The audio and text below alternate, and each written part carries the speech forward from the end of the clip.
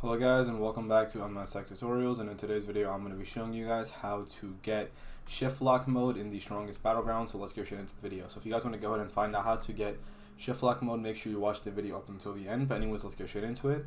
So the first thing you guys can do is go ahead and make your way over to settings. From settings, go ahead and make sure the shift lock switch is turned on. It should be, let me see.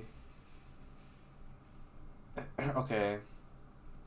Right here, shift lock switch, make sure it's turned on.